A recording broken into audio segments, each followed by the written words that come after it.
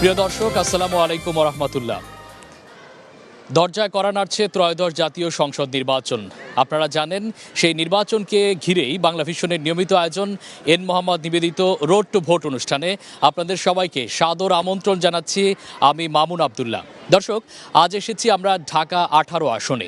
এই আসনটি ঢাকার ক্যান্টনমেন্ট, উত্তরা এবং গুলশানের আংশিক এলাকা নিয়ে গঠিত এবং এই এলাকায় মোট প্রার্থী আছেন 10 জন। এখানে ভোটার সংখ্যা আছে 6,13,883 জন, যার মধ্যে পুরুষ ভোটার আছেন 3,13,050 জন এবং বাকি 3 লাখের ওপরে আছেন মহিলা ভোটার।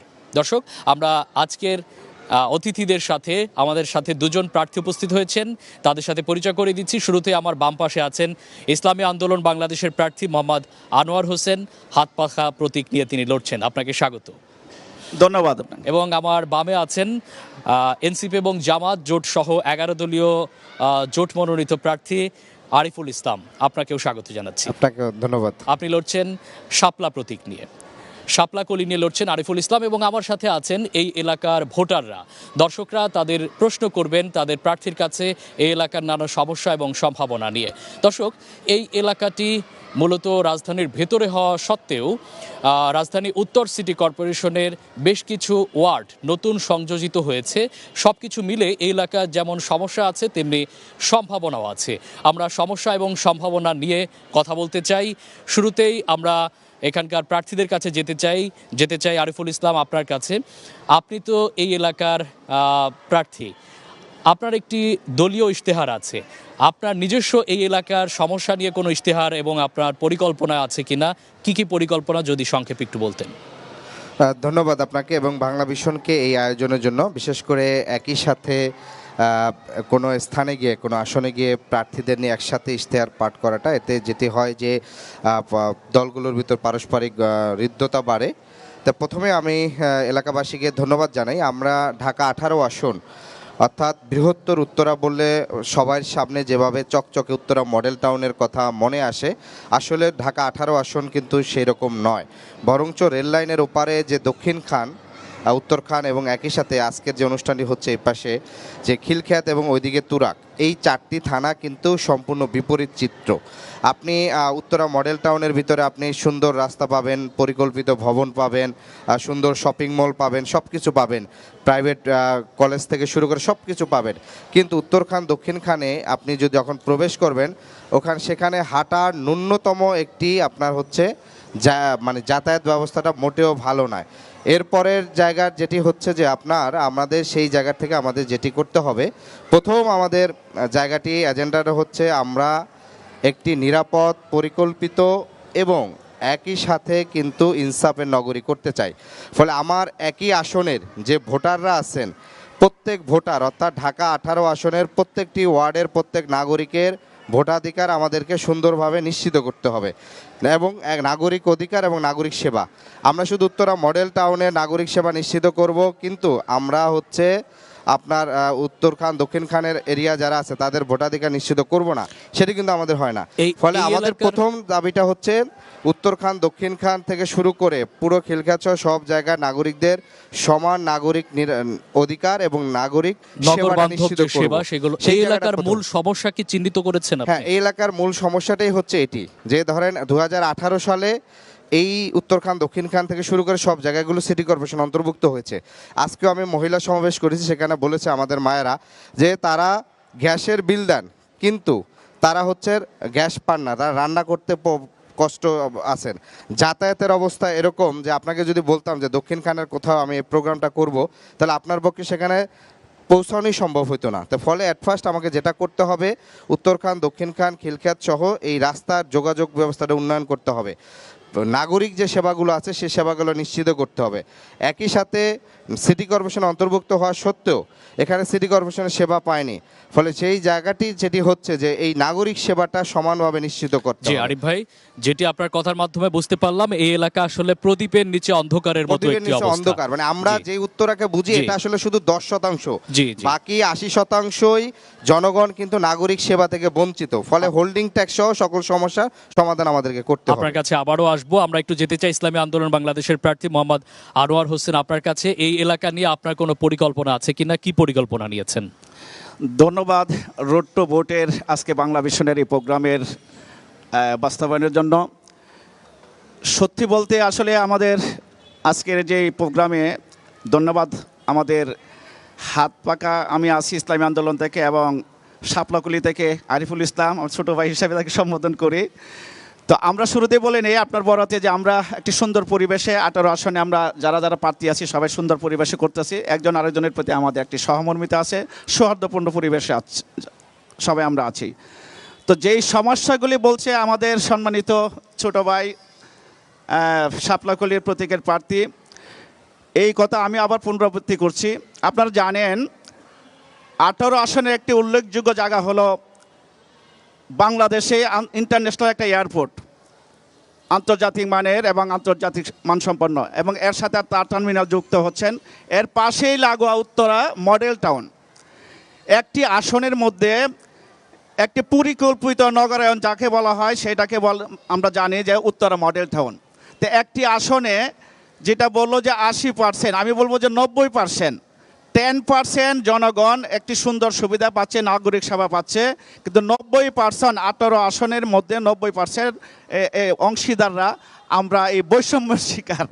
যদি আমরা এই আসনের, তো আমাদের চিন্তা থাকবে ইনশাল্লাহ আল্লাহ পাক যদি ইসলামী আন্দোলন ক্ষমতায় যায়, উত্তরা মডেল টাউন যেটা আন্তর্জাতিকভাবে স্বীকৃত, এইখানে অনেক কূটনৈতিক জোনও আছে, এই মডেল টাউনের মতো যেন আমরা বাকি আরও যে 7টি থানা, তুরাগ উত্তর দক্ষিণ, খিলক্ষেত উত্তর দক্ষিণ আছে, দক্ষিণ কান, উত্তর কান, এই প্রত্যেকটা থানাকে ইনশাল্লাহ আমরা জি বিশেষ করে ইসলামী আন্দোলন সকল প্রকার নাগরিক সুবিধা এবং নাগরিক যত রকম চাহিদা আছে ইনশাল্লাহ আমরা আবারও আপনার কাছে আসবো আপনার কাছে। আপনি যেটি বলছেন বৈষম্যের শিকার, আমরা বৈষম্য মুক্ত বাংলাদেশ গড়ার জন্যই 5ই আগস্টের নতুন বাংলাদেশ পেয়েছিলাম।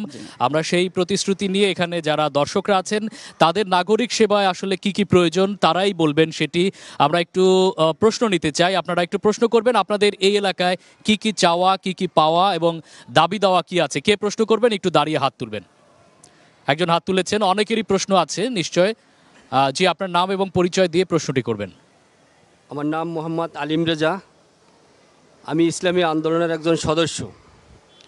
আমি সর্বপ্রথম চাই শুধু উত্তরা না, সারা বাংলাদেশের যত ফুটপাত আছে ফুটপাত 1 নম্বরে ক্লিন করতে হবে। ওভার ব্রিজগুলোর উপরে যে দোকানপাট বসে সেই দোকানপাট সরাইতে হবে। জি, প্রয়োজনে তাদেরকে জায়গা শুধু এই আসন নিয়ে কথা বলছি, নিশ্চয় এই এলাকার ফুটপাতেও সমস্যা আছে। এখানে নদ্দা থেকে একবারে টঙ্গী ব্রিজ পর্যন্ত অন্তত 20 থেকে 25টা ওভার ব্রিজ আছে। আমরা ওভার ব্রিজ থেকে হাঁটতে পারি না। ছিনতাইকারী ধরে রাত্রে, আমরা একা একা হাঁটতে পারছি না। বিশ্ব রোড থেকে যদি বাস থেকে নামি তারপর আমরা বাসায় যাবো, আর নিরাপত্তা নেই এবং বিভিন্ন স্থানে চাঁদাবাজি হচ্ছে। চাঁদাবাজি মুক্ত আমাদের এই উত্তর 18 আসনকে গড়তে হবে। অনেক ধন্যবাদ আপনাকে, প্রশ্নটি আমরা পেয়েছি, নিশ্চয় প্রার্থীরা শুনতে পেলেন। আমরা আবারও আসবো নিশ্চয়। আমরা প্রার্থীর কাছে আসি আপনার প্রশ্নের উত্তর নিয়ে, যেটি বলছিলেন যে ফুটপাত নেই এবং উনি যে প্রশ্নটি করছেন এটি আমরাও সমস্যা হিসাবে আইডেন্টিফাই করেছি। আমি ঢাকা 18 আসনের জন্য আমাদের মূল যে স্লোগান, দূষণ দুর্নীতি চাঁদাবাজি মুক্ত, দূষণ দুর্নীতি চাঁদাবাজি দূর হোক, ইনসাফ ও মানবিক নগরী গড়ে উঠুক। সেই জায়গার থেকে আমরা এখানে যেটি বলেছি যে যানজট যে সমস্যা, সেটির অন্যতম একটি কারণ হচ্ছে ট্রাফিক অব্যবস্থাপনা এবং একই সাথে এর সাথে কিন্তু ফুটপাত দখল করে হকাররাও যে বসে সেই জায়গাটি জড়িত। সেক্ষেত্রে আমরা বলেছি এটি একটি স্মার্ট হকার ব্যবস্থাপনা আমরা প্রণয়ন করতে চাই। অর্থাৎ নির্দিষ্ট সময় নির্দিষ্ট স্থানে বসবে। ধরেন কোথাও আমার সকাল 10টা থেকে দুপুর 1টা পর্যন্ত একটা নির্দিষ্ট জোনে হকাররা বসবে, তা কেউ ধরেন কাপড় নিয়ে বসলো, কেউ কাঁচা বাজার, এরকম। কারণ হচ্ছে আমাদের কিন্তু উত্তরার মডেল টাউনের যারা বসবাস করেন তারা একটু উচ্চ মধ্যবিত্ত ফ্যামিলির, ফলে তারা চাইলে সুপার শপগুলো থেকে কিনতে পারেন, কিন্তু যারা নিম্ন মধ্যবিত্ত কিংবা শ্রমজীবী মানুষ তাদের কিন্তু ক্রয়ের জন্য অনেক সময় ফুটপাতই ভরসা থাকে। সেই জায়গার থেকে আবার যারা ফুটপাতের ব্যবসার সাথে জড়িত তারাও কিন্তু পরিবারের পরিবারের জন্য উপার্জন করে থাকেন। ফলে আমাকে এমন একটা সমন্বয় বের করতে হবে যাতে যার জীবিকা, সেই জীবিকাটা যেন পুরোপুরি বন্ধ না হয়ে যায়, আবার একই সাথে সেটি যেন যানজট এবং মানুষের পথচারীদের ভোগান্তি না করে। ফলে আমরা স্মার্ট হকার ব্যবস্থাপনার মাধ্যমে নির্দিষ্ট স্থানে নির্দিষ্ট সময়ের জন্য এবং নির্দিষ্ট ক্রেতা, অর্থাৎ মানে আপনারা হুট করে সুন্দর কেউ আসে, পরিকল্পনার মাধ্যমে সেটি নিয়ে আসার ব্যবস্থা করা আমরা হয়। একটু যেতে চাই আপনার কাছে। আপনি এই ব্যাপারে কি পরিকল্পনা নিচ্ছেন যে যাত্রীদের জন্য এবং রাস্তায় যারা চলাচল করে তারা অনেক সমস্যায় ভোগে এবং তারা অনেক নিরাপত্তাহীনতায় ভোগে, সেটি নিয়ে আপনার পরিকল্পনা কি আছে? ধন্যবাদ। এই প্রশ্নগুলি আসলে সবারই আছে। তো আমাদের সম্মানিত আরিফ সাহেব যেগুলি বলছেন, আমাদের পরিকল্পনার মাঝেও সেটা আছে। আপনারা জানেন আমাদের বাংলাদেশ এখনও অনুন্নত একটা দেশ, ইনশাল্লাহ আমরা উতরিয়ে যাব। তো হকারের যে সমস্যাটা, ওরা তো আমাদের এই দেশের, আমাদের এই ভাই বোন, তাদের মাধ্যমে বৃহৎ একটা অংশ কিন্তু তারা হকার, তাদের মাধ্যমে তাদের জীবিকা নির্বাহ হচ্ছে। তা আমাদের যে পরিকল্পনাটা সেটা আমরা করে রাখছি যে তাদেরকে, যেটা আরিফ সাহেব বলল, যে নির্দিষ্ট দিন নির্দিষ্ট সময়, আমাদের সরকারে এখনও অনেক বিভিন্ন খোলা মাঠ আছে, খাস জায়গা আছে, ওইসব জায়গাতে আমরা একটা হলিডে মার্কেট, মানে বিশ্বের বিভিন্ন এলাকাতে হয়, বিভিন্ন দেশে হয় আমরা জানি, তাদের জন্য, হকারদের জন্য হলিডে মার্কেট আমরা সপ্তাহে 2 দিন আমরা করার জন্য আমরা চিন্তাভাবনা আমাদের ইশতেহারে আছে। এইটা হলো হকারদেরকে নিয়ে। চাঁদাবাজ, আপনারা জানেন চাঁদাবাজ তো 1 নম্বর আমাদের ইশতেহার হলো দুর্নীতি এবং চাঁদাবাজকে নির্মূল করা।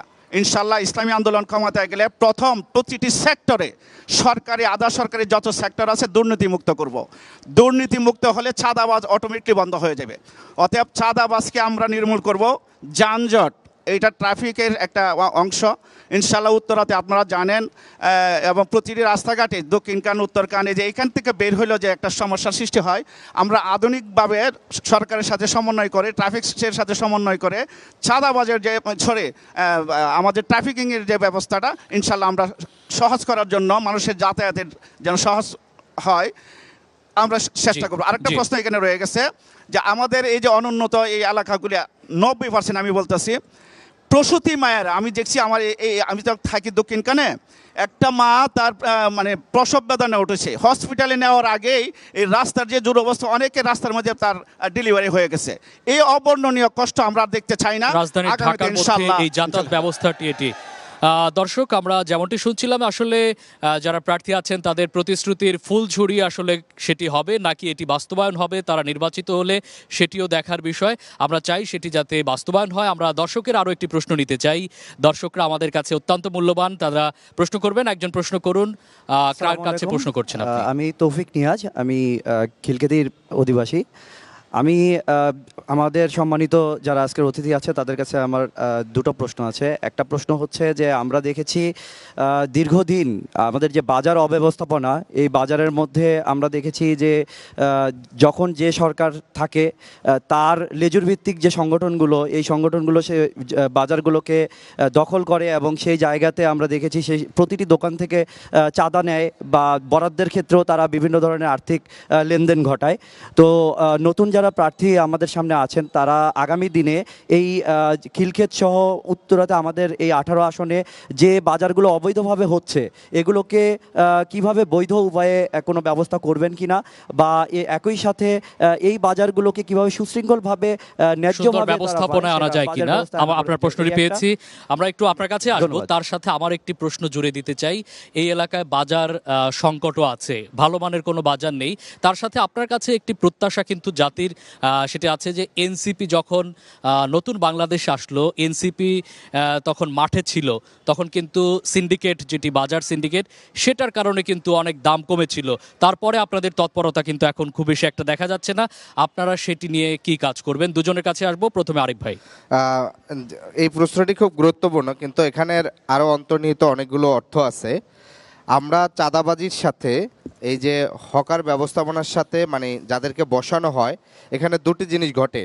একটি ঘটে হচ্ছে স্থানীয়, ওই স্থানে যারা প্রভাবশালী রাজনীতিবিদ থাকেন তারা ওই জায়গায় হচ্ছে ধরেন 8, 10 বা 100 জনকে বসান টাকার বিনিময়, প্রতিদিন নির্দিষ্ট পরিমাণ তার কাছ থেকে টাকা নেন এবং ওই নির্দিষ্ট দলের যখন দেখেছে যে অনেক সময় কর্মসূচি থাকে, সেই কর্মসূচিতে আবার ওই হকার ওই দোকানগুলো বন্ধ করে তার কর্মসূচিতে যেতে বাধ্য করেন। অর্থাৎ এখানে একই সাথে চাঁদা নেওয়া, সরকারি জায়গা দখল করে দোকান বসানো এবং তাদের মাধ্যমে অর্থাৎ চাঁদার খুব সুন্দর ব্যবস্থাপনা থাকলেও কিন্তু বাজার ব্যবস্থাপনা নেই। ঠিক আছে, এবং তাদেরকে রাজনৈতিক কর্মসূচিতে কিন্তু ব্যবহার করা হয়।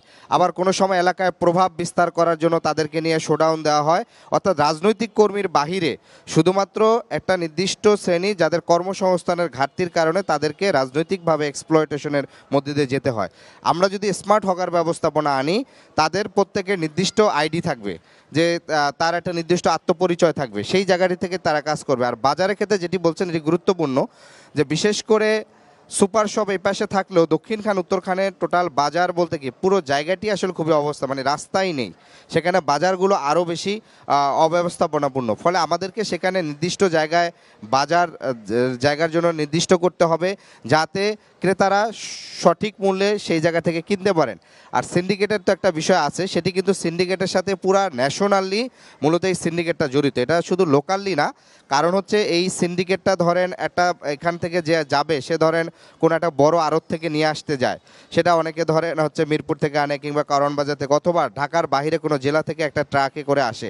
পুরো জায়গাটিতে যদি তাকে চাঁদা দিতে হয় ট্রাকের কৃষককে, ফলশ্রুতিতে সেটি কিন্তু ধরেন উত্তরা এসে দামটা বেড়ে যায়। ফলে আমাদেরকে জাতীয়ভাবে এই খাদ্য নিরাপত্তার সাথে নিরাপত্তা যাতায়াতভাবে যে খাদ্যটা আসতে পারে সেটার ব্যবস্থা আমাদের করতে হবে। জাতীয়ভাবে সমস্যাটি যেমন একটি প্রকট, আমরা আপনার কাছে আবারও আসব। আমরা একটু দর্শকের কাছে যেতে চাই। দর্শকের প্রশ্ন আমাদের কাছে খুবই গুরুত্বপূর্ণ। দর্শক, আপনার নাম বলে প্রশ্ন করুন। একটু হাত তুলেছেন এই পাশে, একটু একজন বোন প্রশ্ন করতে চান। আপনি কাকে প্রশ্ন করতে চান? আমরা একজন বোনের প্রশ্ন নিতে চাই, তারপরে আবার আপনার কাছে আসব। আপনি কার কাছে প্রশ্ন করতে চান? নাম বলে প্রশ্নটি করুন। একটু জোরে বলবেন। হ্যাঁ, আমি আরিফুল ইসলাম আবিদের কাছে প্রশ্ন রাখতে চাই। একটু কাছে এনে হ্যাঁ, মাইকটা একটু উপরে ধরে আপনি। হ্যাঁ, আমার প্রশ্ন হচ্ছে, আপনার জোটের প্রধান যিনি নারী নেতৃত্বে বিশ্বাসী নন, তা আপনি আমাদের এই ব্যাপারে আপনি আপনার মন্তব্যটা বলুন। আরেকটা বিষয় হচ্ছে, দেশের 51% নারীদের বাদ দিয়ে দেশের উন্নতি কতটুকু সম্ভব জি, আপনার প্রশ্নটি আমরা পেয়েছি। আরেকটা বিষয় আমি বলতে চাই, আমাদের খিলক্ষেতে ময়লার অব্যবস্থাপনা, ময়লার নিয়ে আপনার পরিকল্পিত কি পরিকল্পনা আছে? হ্যাঁ, হ্যাঁ। ওকে, আমরা একটু আরেকজনের কাছে প্রশ্ন নিতে চাই। আপনাদের নাম বলে প্রশ্নটি করবেন। সামনে একজন দাঁড়িয়ে আছেন। আসসালামু আলাইকুম রহমতুল্লাহ। ধন্যবাদ বাংলা ভিশন। আমি দীর্ঘদিনই চিন্তা করছিলাম মিডিয়ার সামনে আসার জন্য। আলহামদুলিল্লাহ, আল্লাহ তাআলা দয়া করে আমাকে আপনার নিয়ে নামটি আসছেন। বলে প্রশ্নটি করুন। আমি মোহাম্মদ আলাউদ্দিন সাবিরি, ঢাকা 18 আসনের সমন্বয়কারী ইসলামী শুধু আন্দোলন প্রশ্নটি বাংলাদেশের। করুন। এখানে যারাই রাজনীতিবিদ সবাইকে আমি উদ্দেশ্য করে একটা কথা বলবো, যারা রাজনীতি করতে আসছেন কিংবা সামনে করবেন, আমাদের সাহাবী আজমাইনের জিন্দিগির মধ্যে ওমরের জিন্দিগি যেন একটু ফলো করলে পরে রাজনীতি করতে সহজ হবে। আপনি পরামর্শ দিচ্ছেন, সাথে একটু প্রশ্ন করুন। বলতেছি, মাদক ব্যবসায়ীকে গ্রেপ্তার করতে হবে। এই দেশে 90% মুসলমানের দেশে মাদক সেবন করে। বার উত্তরাতে অনেকটি বার দেখা যায়, এবং আরও কিছু অশৃঙ্খলা, চাঁদাবাজি, দুর্নীতি, ফুটপাতের থেকে যেগুলি করে। আমরা আসলে দিলটা আল্লাহমুখী করার দরকার প্রত্যেকটা রাজনীতিবিদ। যেমন আমি যেটা বলতে চাচ্ছি, প্রত্যেকটা ফুটপাত থেকে টোটাল এটা বন্ধ করতে হবে, যেগুলি অবৈধ, যেগুলি জি, মাদক, সন্ত্রাস এবং চাঁদাবাজ মুক্ত সমাজ চান। আপনাকে অসংখ্য ধন্যবাদ। আমরা একটু আরেকজনের প্রশ্ন নিতে চাই। আপনার প্রশ্ন পেয়েছি। আরেকজন নতুন ভোটার, তরুণ ভোটার কি আছেন? পেছনে একটু হাত তুলেছেন, এবারই প্রথম ভোট দিবেন। আপনার প্রশ্নটি যদি বলেন। নাম? আমি মোহাম্মদ আরিফুল ইসলাম। আমি প্রশ্ন করতে চাচ্ছি যে ঢাকা 18 আসনের যে আইন শৃঙ্খলা পরিস্থিতি, সেটা নিয়ে আপনাদের কি পরিকল্পনা?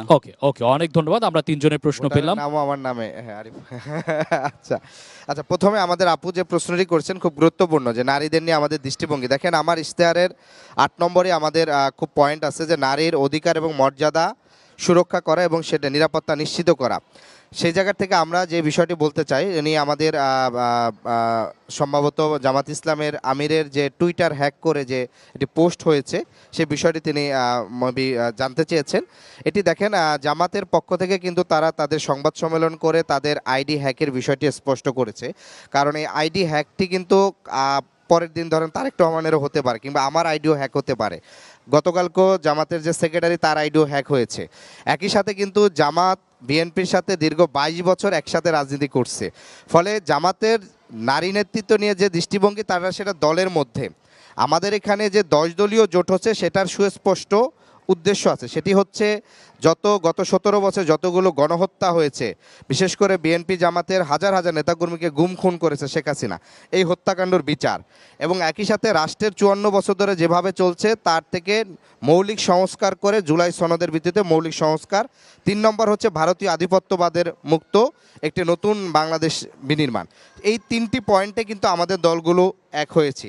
দেখেন, আমরা কিন্তু একসাথে যখন আজকে মিছিল করি, আমার একপাশে আমাদের যখন বাংলাদেশ জামাত ইসলামের নেতৃবৃন্দ থাকেন, এনসিপি থাকেন, খেলাফত মজলিসের, তা আমাদের প্রোগ্রামগুলোতে কিন্তু স্বাভাবিকভাবে আমাদের নারী নেত্রীরা অংশগ্রহণ করেন।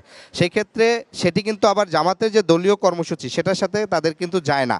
তারপরে কিন্তু তাদের দলীয় যে নির্দেশনা সেটা কিন্তু এখানে এসে আমার দলের ভিতরে কিন্তু তিনি কিন্তু চাপ প্রয়োগ করতেছেন না যে আপনাদের মিছিলে কেন নারী সামনে থাকবে কিংবা আপনার পাশে কেন নারী থাকবে, এটা কিন্তু তারা করে না। ফলে এই বিষয়টা কিন্তু খুব স্পষ্ট। আর একটা বিষয় বলছে যে বর্জ্য ব্যবস্থাপনা, আমার ইশতেহারের 10 নম্বর একটা পয়েন্ট আছে পরিবেশ সংরক্ষণ। আমরা দেখি যে ঢাকা 18 আসনের এই যে 18 সালে অনেকগুলো ওয়ার্ড সিটি কর্পোরেশন অন্তর্ভুক্ত হয়েছে, কিন্তু এখানে কোনো বর্জ্য ব্যবস্থাপনা নাই। অনেকগুলো স্কুল আছে, স্কুল আছে। আমি গত পরশু একটি স্কুলের সামনে গেছি, যে স্কুলের ঠিক সামনেই একটা জায়গায় বর্জ্য ফেলানো হচ্ছে। তাহলে এই যে পুরো এলাকার বর্জ্যটা স্কুলের সামনে ফালাচ্ছে, এটা কিন্তু পরিবেশ দেখছে না সিটি কর্পোরেশন। একসাথে যেমন এখানে দায়িত্বশীলদের পরিচয় দিতে হবে, তেমনি এলাকার মানুষেরও আবার নাগরিকদের সমন্বয় একটা বর্জ্য পরিচ্ছন্ন নগরী করার জন্য কিন্তু সিটি কর্পোরেশনের আপনার কাছে আবারও আসবো। আমরা একটু আনোয়ার ভাইয়ের কাছে যেতে চাই, যে প্রশ্ন করছিল যে এখানে সন্ত্রাস, চাঁদাবাজ এবং মাদকের একটা আখড়া আছে বলা চলে, সেটি নির্মূলে আপনার কি কি পরিকল্পনা আছে? ধন্যবাদ। আসলে সমাজের প্রতিটি সেক্টরেই এই দুর্নীতি চেয়ে গেছে। চাঁদাবাজ, মস্তান, হাট দখল, বাজার দখল, গার্ড দখল, স্ট্যান্ড দখল, এইটা তো একটা বেদি। কিশোর গ্যাং, আলহামদুলিল্লাহ আমাদের ইসলামী আন্দোলন হাত পাকায় যদি ক্ষমতায় যায়, আমরা আমাদের সেন্টার ভিত্তিক, আপনারা জানেন সেন্টার, এটা একটা সেন্টার ভিত্তিক যে আমাদের কমিটি গঠন হয়েছে, আমরা সমাজের সেন্টারের সুশীল সমাজকে নিয়ে সেন্টারের যতগুলি সমস্যা ইনশাল্লাহ আমরা সমাধান করব। পাশাপাশি এই সেন্টারের আওতাধীন যত উন্নয়নমূলক কাজ, প্রত্যেকটা উন্নয়নমূলক কাজ আমরা ইনশাল্লাহ আমাদের সংগঠনের মাধ্যমে করব। এক কথায় সেন্টার ভিত্তিক এরিয়াতে সমস্যা এবং উন্নয়ন দুইটাই ইনশাল্লাহ আমরা কার্য করব। ওকে, আপনার কাছে আবার আসবো। আরিফ ভাইয়ের কাছে আমার কাছে একটি প্রশ্ন, সেটি হচ্ছে আপনার এই এলাকায় আমরা যে খেলার মাঠটিতে আছি, এই মাঠ ছাড়া তেমন বড় কোনো মাঠ নেই শিশুদের খেলার জন্য, বড়দের খেলার জন্য মাঠ এবং বিনোদন পার্ক বলতে খুব বেশি একটা কিছু নেই। আপনি সেটি নিয়ে কোনো পরিকল্পনা করছেন? এখানে দুটি জিনিস ঘটে। আমি আমার ইশতেহারের একেবারে ঠিক সর্বশেষ যেটি আছে 11 নম্বরে, শিশু বিকাশ এবং বিনোদন, সেই জায়গাটিতে আমি স্পষ্ট বলছি প্রতিটি এলাকায় খেলার মাঠ, শিশু পার্ক ও ইনডোর টার্ফ নির্মাণের উদ্যোগ নেওয়া, যাতে মাদকমুক্ত কিশোর গ্যাংয়ের দৌরাত্ম্য রুখতে এলাকাভিত্তিক সাংস্কৃতিক এবং ক্রীড়ার আয়োজন করা। আমরা যেটা দেখি যে ধরেন ঢাকা 18 আসনের প্রায় অনেকগুলো জায়গা আছে, এখানে যদি জাস্ট একটু রাষ্ট্রীয়ভাবে একই সাথে স্থানীয় যারা গণ্যমান্য ব্যক্তি আছে, লোকাল নাগরিকদের সাথে উদ্যোগ নিলে অনেক খালি স্পেস আছে যেগুলোকে মাঠে রূপান্তর করা যায়। আপনি উত্তরা মডেল টাউনে গেলেই দেখবেন যে সুন্দরভাবে শিশু পার্ক আছে, সকালবেলা হাঁটার জন্য হচ্ছে আপনার পর্যাপ্ত জায়গা আছে। যেমন গতকালকেই ডিবিসির যে প্রোগ্রামটা সেটা কিন্তু সেখানে করছে। তো ফলশ্রুতিতে বাহিরে এদিকে উত্তর খান, দক্ষিণ খান যদি এদিকে আসেন, এদিকে কিন্তু সেই মাঠগুলো দেখবেন না। ফলে আমাদেরকে একই আসনের প্রত্যেকটা নাগরিকের সমান নাগরিক সুবিধা আমাকে নিশ্চিত করতে হবে। সেই জন্য শিশুদের জন্য খেলার মাঠ এবং বৃদ্ধদের জন্য সকালবেলা হাঁটার জন্য পার্ক, এবং একই সাথে এখানকার যে নদী এবং খালগুলো দূষণ ও দখলে জর্জরিত, সেগুলোকে কিন্তু আমরা উদ্ধার করে খালের চারপাশে, নদীর চারপাশে যদি আমরা ওয়াকওয়ে করে দেই, সেই জায়গায় তো কিন্তু একটা হাঁটার স্পেস তৈরি হবে। খুবই সুন্দর পরিকল্পনা। আমরা একটু আনোয়ার ভাইয়ের কাছে আসতে চাই, আপনার এসব নিয়ে কোনো পরিকল্পনা আছে কিনা? খেলার মাঠ, বিনোদন পার্ক এবং ওয়াকওয়ে। হ্যাঁ, ধন্যবাদ। এটা আমি যত প্রোগ্রাম হয় সব প্রোগ্রামে আমি বলি, প্রতিটি, আমার চিন্তা হলো থানা না, প্রতিটি ওয়ার্ডে একটি করে খেলার মাঠ হবে। সেটা যেমন বাচ্চারা খেলবে, কিশোররা খেলবে, যুবকরা খেলবে, পাশাপাশি আমার বয়োজ্যেষ্ঠরা তারা মর্নিং ওয়াক এবং ইভিনিং ওয়াক করতে পারবে। এতে করে শারীরিক বিকশিত হবে এবং আমাদের যুব সমাজ, কিশোর এবং বাচ্চারা তাদের শারীরিকভাবে সংস্কৃতির প্রতি তারা উদ্বুদ্ধ হবে। এইটা হলো আমার মাঠের ব্যাপারে। জি, আপনাকে ধন্যবাদ। আমরা একটু দর্শকের কাছে যেতে চাই। এখানে যারা ভোটার আছেন, আমরা একটু দর্শকের প্রশ্ন নিয়ে আমরা বিরতিতে যেতে চাই। আপনার প্রশ্নটি করবেন নাম বললে। আসসালামু আলাইকুম, আমি মাসুম বিল্লাহ। আমি আমাদের 18 আসনের একটু জোরে বলবেন। ক্যান্ডিডেট মহোদয়ের কাছে আমার একটা প্রশ্ন হলো, আমার জানার ইচ্ছা যে আমরা বিগত রাজনীতিতে যেটা দেখেছি, যারা ক্ষমতায় যায় তারা পেশি শক্তি ব্যবহার করেন এবং তাদের আন্ডারেই বিভিন্ন ধরনের অপরাধ কর্মগুলো গড়ে ওঠে এবং তাদের নিজেদের বিভিন্ন ধরনের শক্তিশালী বাহিনী থাকে। আমরা 5 আগস্টের পরে দেখেছি যারা 5 আগস্টের পরে ক্ষমতার কাছাকাছি গেছে, যেমন আমার বৈষম্য বিরোধী ছাত্র আন্দোলন, তারা বিভিন্ন ধরনের অপকর্মের কারণে কমিটি বাতিল করা হয়েছে। এই ধরনের যদি আপনাদের কাছে ক্ষমতায় গেলে আপনারা এই ধরনের পদক্ষেপ কি রাখবেন এবং আপনারা পেশি শক্তি ব্যবহার করবেন কিনা সমাজের উপরে? পেশি শক্তির ব্যবহার করে নির্বাচনের আগে এবং পরে সেটি জনগণের জন্য কতটুকু? আপনি রাজনীতিতে পেশি শক্তি ব্যবহার করা, ক্ষমতা প্রদর্শন করা, অন্যের জায়গা দখল করা কিংবা প্রতিপক্ষের উপর হামলা করা, এটা কিন্তু গত 54 বছর ধরে আমাদের যে রাজনীতির সংস্কৃতি, সেটা আমরা দেখেছিলাম যে এখানের বড় বৃহত্তর দুটি দল পরস্পরের বিবাদে প্রায় লিপ্ত হতো। আমরা জুলাই আগস্ট পরবর্তীতে আমরা আশা করেছিলাম যে নতুন বাংলাদেশে সেই সহিংসতার রাজনীতি কিন্তু আমাদের যেন না থাকে। কিন্তু আপনি যদি গত পরশু টিআইবি একটি রাজনৈতিক সহিংসতা নিয়ে কিন্তু একটি রিপোর্ট প্রকাশ করেছে, সেখানে আপনি যদি রিপোর্টটি দেখেন প্রায় 90% উপরে কিন্তু রাজনৈতিক সহিংসতা বিএনপি তার অন্তঃকন্দল দলীয় কোন্দলের মধ্যেই সীমাবদ্ধ ছিল। জামাতেরও সেখানে 7% ছিল, এনসিপিরও 1% ছিল। ফলে আপনি যদি টিআইবির এই রিপোর্টটি দেখেন তাহলে রাজনৈতিক সহিংসতা এবং পেশি শক্তির যে প্রদর্শন, সেই জায়গাটি কিন্তু আপনি স্পষ্ট। দ্বিতীয়ত, আমার উপরেই গত 26শে জানুয়ারি ডুমনি বাজারে 43 নং ওয়ার্ড বিএনপির সভাপতি দিদার মোল্লা জনাব তিনি হামলা করেছেন। যদিও আমি সাথে সাথে বিএনপির হাইকমান্ডের সাথে যোগাযোগ করায় তার বিরুদ্ধে সাংগঠনিক ব্যবস্থা নিয়েছে, বহিষ্কার করেছে। কিন্তু একই সাথে তিনি আবার দুদিন পরেই বিএনপি নির্বাচনী কর্মসূচিতে অংশগ্রহণ করছেন। অর্থাৎ লোক দেখানোর জন্য, মিডিয়ায় শুধু বক্তব্য দেওয়ার জন্য তাকে বহিষ্কার করা হয়েছে, সেই লোক আবার নির্বাচনে অংশ নিচ্ছে।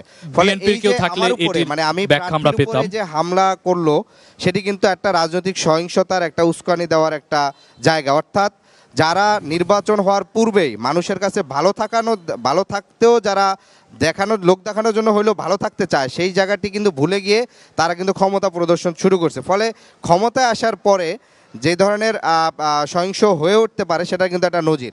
আপনি শেরপুরে আমাদের এক ভাইকে শহীদ করা হয়েছিল, মাওলানা রেজাউল করিমকে শহীদ করা হয়েছে। ফলে এই যে পেশি শক্তি গত 54 বছর ধরে যারা বিচার এখন পর্যন্ত হয় নাই, তো সেই জায়গাটি আমরা বলবো যে স্থানীয় ভোটাররা এবং সকল ভোটাররা, আমরা কোনো সহিংসতার পক্ষেই আমরা না, সেটি 1% হোক আর 90% হোক, কোনো সহিংসতার পক্ষে না। যদি আনোয়ার ভাই একটু বলেন যে পেশি শক্তির এখানে কোনো উত্থান দেখছেন কিনা? এটা তো আমরা বিগত দিনে যা দেখছি, এই দল সেই দল, আপনারা তো ভালো করেই জানেন। পেশি শক্তি, অযাচিত হস্তক্ষেপ, মানে এইটা তো এমন একটা অবস্থার সৃষ্টি হয়েছে, আমার মনে হয় যে ঘরের ভিতর এরকম হচ্ছে। এটা আসলে একেবারেই কাম্য নয়। আমরা তো নেতৃত্ব দেব বাংলাদেশের সকলের জনগণের কল্যাণের জন্য। আমাদের উচিত তো প্রতিটি মানুষ আমাদের দ্বারা নিরাপদ থাকবে।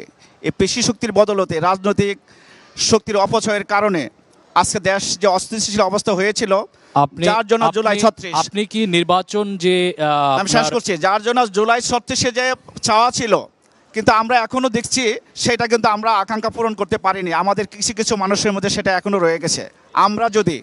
আমরা যদি ইসলামী আন্দোলন হাত পাকায় যদি ক্ষমতা যায়, ইনশাল্লাহ পেশি শক্তি তো থাকবেই না, জনগণের সেবক হয়ে ইনশাল্লাহ জনগণের দুয়ারে গিয়ে তাদের খেদমত করবো ইনশাল্লাহ। আপনার এলাকার নির্বাচনী পরিবেশ কেমন দেখছেন? এখানে নির্বাচন পরিচালনা করতে গিয়ে আপনার কোনো অসুবিধা হচ্ছে কিনা? নির্বাচন পরিবেশ এখন পর্যন্ত আমাদের ভালো যাচ্ছে, তবে একটি জিনিস আমাকে পীড়া দেয়, সেটা হলো আমার সহযোদ্ধা ভাই আমরা আরিফ আছে এখানে, বিশেষ করে জামাতের কিছু অ্যাগ্রেসিভ মানে কিছু চিন্তা চেতনা, বা তারা মানে আপনার এই এলাকায় কোনো সমস্যা হচ্ছে? ওইরকম বড় মেজর কোনো সমস্যা না, তবে আমি অনুরোধ করব, আমরা ছিলাম একটা সময় 11 দলীয় জোটে, তো হয়তো বা বাইদের মধ্যে একটু থাকতেই পারে, পারস্পরিক একটু সমস্যা হতেই পারে। এটা আমরা যেন এটা আমলে না নিই। জি জি, আরিফ ভাই। আমরা আমাদের পক্ষ থেকে সেইভাবে করার সাথে অ্যাগ্রেসিভ আচরণ জায়গাটি করা হয়নি, বরঞ্চ আমরা আমাদের নির্বাচনী কার্যক্রম পরিচালনার ক্ষেত্রে দেখেছি যে আমার উপর 26 তারিখ হামলা হলো, এরপরে আমাদের ডোবাদিয়া বাজারে আমাদের সেখানে আমাদের নারী সহযোদ্ধারা যখন আমাদের মায়েরা বোনেরা যখন নির্বাচনী প্রচারণা করতে যান, তাদের পিছনে আমাদের ছাত্র দলের পোলাপাইন সেখানে গিয়ে হচ্ছে তাদেরকে ডিস্টার্ব করেছে। পরে জাহাঙ্গীর ভাই সেখানে খোঁজ নিয়ে তাদেরকে বিরত রেখেছেন। কিন্তু আরেকটা বিষয়, গতকালকে থেকে দেখা যাচ্ছে বেশ কিছু জায়গায় আমার টানানো যে ব্যানারগুলো ছিল সেই ব্যানারগুলো কিন্তু ছিঁড়ে আপনি কি ফেলছে। এগুলো নির্বাচন এই কমিশন অভিযোগ দিয়েছেন? ব্যানারগুলো ছিঁড়ে ফেলছে। আমরা ডকুমেন্টেশন করতেছি, আমরা নির্বাচন কমিশনে সেই জায়গাটি অবগত করব। জি নিশ্চয়, আমরা চাই একটা সৌহার্দ্যপূর্ণ পরিবেশে এলাকায় ভোট অনুষ্ঠিত হোক। আমরা একটু দর্শকের কাছে যেতে চাই, তারা নিশ্চয় আছেন। আমরা একটু নারী ভোটারের কাছে যেতে চাই। আপনাদের এই এলাকায় চাওয়া পাওয়া কি নাগরিক সমস্যা নিয়ে যদি একটু জোরে করে বলেন আপনার নাম পরিচয়। আসসালামু আলাইকুম, আমার নাম তাসনোভা। আমার মূলত সামনের দুইজন যাদেরকে আসলে প্রার্থী হিসেবে দেখতে পাচ্ছি তাদের কাছে প্রশ্নটা, কিছুদিন আগে আমি ফেসবুকের থ্রুতে জানতে পারি যে এখানের যে একজন প্রার্থী আছেন আদিব আরিফ ভাই, তার উপরে তার নেতাকর্মী এবং তার উপর আসলে এক ধরনের হামলা হয়। তো সেই জায়গা থেকে যদি আজকে আসলে 12 তারিখে এই নারীরা যারা আসলে ভোট দিতে যাবে, তারা যখন আসলে যারা তাদেরকে উপরে হামলা করেছে তার পক্ষ না নিয়ে আদিব আরিফ ভাই বা হচ্ছে সামনে যিনি আছেন তার উপরে তার জন্য ভোট দিতে যায়, ঠিক সেই মুহূর্তে নারীদের উপরে যে হামলা হবে না, অথবা হচ্ছে যে এই যে যারা আমরা আসলে ভোটার আছি তাদের উপরে হামলা হবে না, এটুকু কি আমাদের সামনে যে দুজন প্রার্থী অর্থাৎ আছেন নির্বাচনের সময় নারী নিরাপত্তা কতটুকু সেটি নিয়ে আপনার প্রশ্ন, খুবই গুরুত্বপূর্ণ একটি প্রশ্ন। আমরা আরেকজনের কাছে যেতে চাই। এই পাশে একজন হাত তুলেছেন, দয়া করে তার কাছে একটু নিয়ে যাবেন মাইকটি। হ্যাঁ, এই পাশে যদি একটু, আপনি কি নতুন ভোটার, এবারই প্রথম ভোট দিবেন? আসসালামু আলাইকুম। হ্যাঁ, আমি প্রার্থীদের কাছে কি নিরপেক্ষ প্রশ্ন? দৃষ্টিকোণ থেকে কথা বলতে চাই। তা হলো বিভিন্ন জায়গায় চাঁদাবাজি হচ্ছে, টেন্ডারবাজি হচ্ছে, কিশোর গ্যাং লালন করা হচ্ছে। এটা কারা করছে আমরা জানি। তো বিভিন্ন জায়গায় জনমত জরিপে এবং মানুষের কাছ থেকে শোনা যায় যে নির্দিষ্ট দলের লোকরা এসে চাঁদা নিয়ে যায়, কিশোর গ্যাং উৎপাত করে বিভিন্ন জায়গায়। এখন ওই দলটা যদি ক্ষমতা আসে, আমি ওই দলের নাম বলতেছি না, আপনারা বুঝে নিয়েন। তো ওই দলটা যদি ক্ষমতা আসে তাহলে তো তারা এটা নির্মূল করতে পারবে না, কারণ তারা এটা লালন করে। এখন যে প্রতিপক্ষ অন্য কেউ ক্ষমতা আসলেও তাদেরকে চ্যালেঞ্জের মুখোমুখি হতে হবে। এখন এই দৃষ্টিকোণ থেকে আপনারা যারা আছেন প্রার্থী, আচ্ছা, সম্মানিত ভোটারের কাছে আমি বিনীতভাবে জানতে চাই, আপনি যেহেতু বললেন যে আপনি নিজেই জানেন কারা চাঁদাবাজি করছে, কারা কিশোর গ্যাং লালন করছে, আপনি নাগরিক হিসেবে কোথাও কি এটি অভিযোগ দায়ের করেছেন কিনা? কয়েকজন থেকে শুনছি আব্দুল্লাহপুরে কিশোর গ্যাং লালন করে। হ্যাঁ, অবশ্যই আপনার প্রশ্নটি আমরা পেয়েছি, আপনার প্রশ্নটি পেয়েছি। ওকে ওকে ওকে আমরা প্রশ্নটি পেয়েছি। আমরা একটু প্রার্থীর কাছে আসতে চাই, যদি প্রার্থী একটু বলেন। আপনাদের কাছে আবারও আসবো, একটু প্রার্থী যদি বলেন এই এলাকায়। জি ধন্যবাদ। শুনেন, আমরা বিশৃঙ্খলা করব না ভাই, প্লিজ। এটা মানে দলের নাম বলে নাই ভাইয়া, প্লিজ। হ্যাঁ, আমাদের সমাজে এরকম আছে, হয়তো নাম ছাড়া কেউ না কেউ এরকম করছে, চাঁদাবাজি করছে। এই এলাকায় কিশোর গ্যাংয়ের সাথে হয়তো বা জড়িত অনেকে থাকতে পারে। হ্যাঁ, ওকে, যাই হোক আমরা বলে শুনে দলের নাম বলে নাই যেহেতু ভাইয়া সেটি কোনো দলকে মেনশন করে তিনি বলেননি। আমরা জানি সমস্যা নিয়ে আমরা কথা বলছি, যেহেতু আমরা উত্তরার বাসিন্দা, আমরা জানি চাঁদাবাজি হচ্ছে, কিশোরগঞ্জ আছে। আসলে ওরা কারো, আমি মনে করি না যে তাদেরকে কেউ শেল্টার দেয়, তবে আমরা যারা শেল্টার দেই এটা আসলে আমরা ঠিক না, এটা অমানুষের কাজ। এই দেশটা একটা স্থিতিশীল থাকবে একটা। অতএব আমি অনুরোধ করব, কেউ যদি করে থাকে বা করে, ইনশাআল্লাহ ইসলামী আন্দোলন বাংলাদেশ, আপনি নির্বাচনে যদি বিজয়ী হতে পারেন, আপনি কি করবেন? ইসলামী আন্দোলন বাংলাদেশ এগুলো আমাদের কিন্তু ইশতেহারে আছে ইনশাআল্লাহ। আমরা সমাজের একটা কথা আমরা বলছি, সেন্টার ভিত্তিক, সেন্টার বাইরে কিন্তু 18 আসনের কেউ নেই। সেন্টার ভিত্তিক যতগুলি সমস্যা, এর মধ্যে চাঁদাবাজি থাকতে পারে, কিশোর গ্যাং থাকতে পারে, মস্তান থাকতে পারে, দুর্নীতিবাজ থাকতে পারে।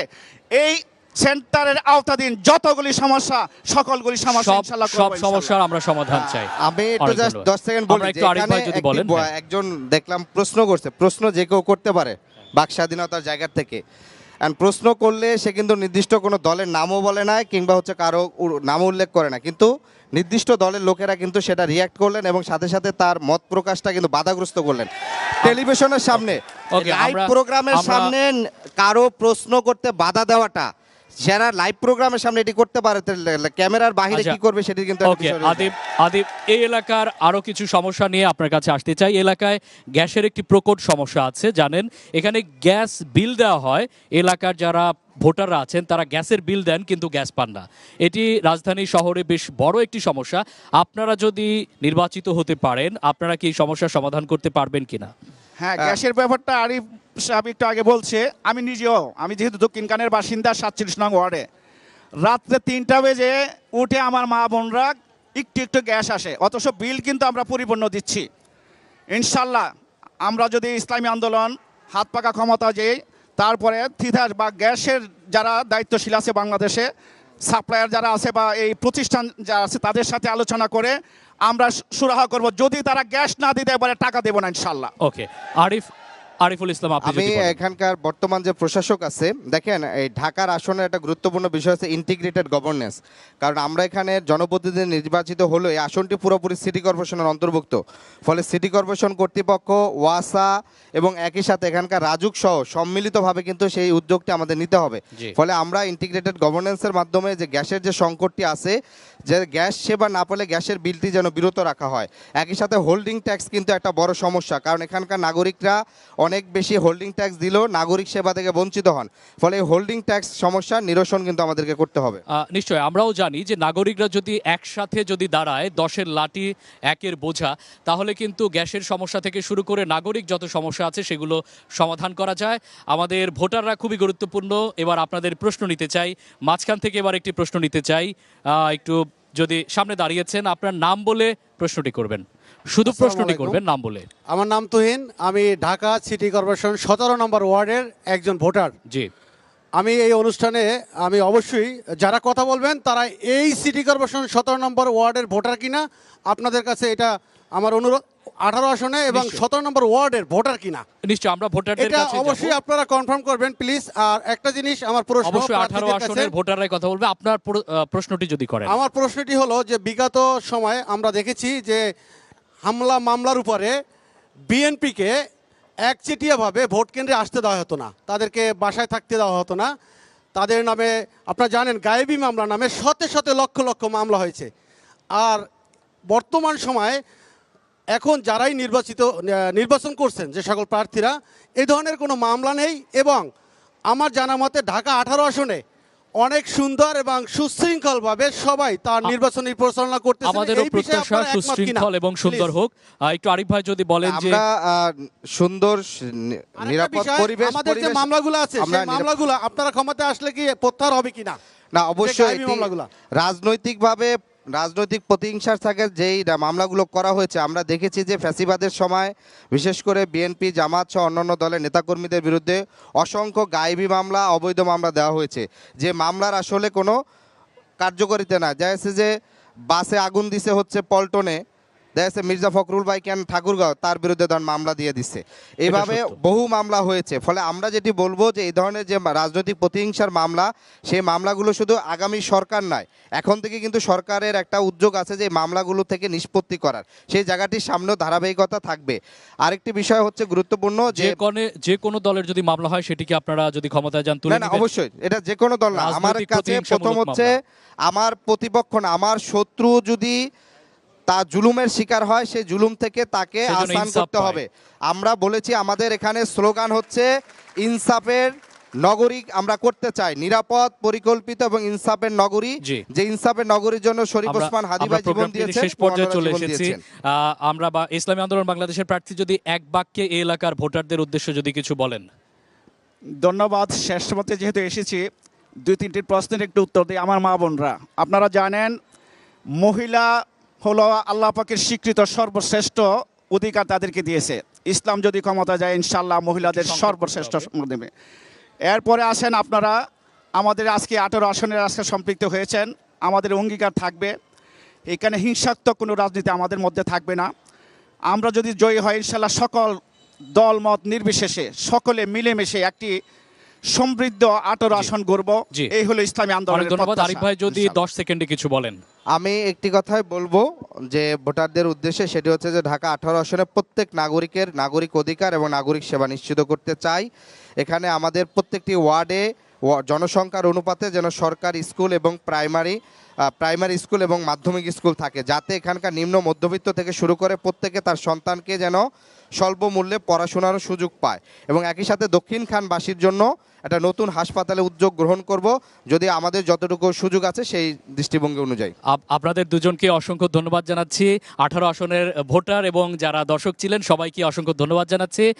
প্রিয় দর্শক, আপনারা যারা টেলিভিশন সেটের সামনে ছিলেন আপনাদেরকেও ধন্যবাদ জানাচ্ছি। সময়ের কাছে আমরা বাধা, তাই আজকে বিদায় নিতে হচ্ছে। আপনারা দেখছিলেন এন মোহাম্মদ গ্রুপ নিবেদিত রোড টু ভোট অনুষ্ঠান। আগামীকাল আবারও দেখা হচ্ছে অন্য কোথাও। ততক্ষণ ভালো থাকুন, সুস্থ থাকুন। আল্লাহ হাফেজ।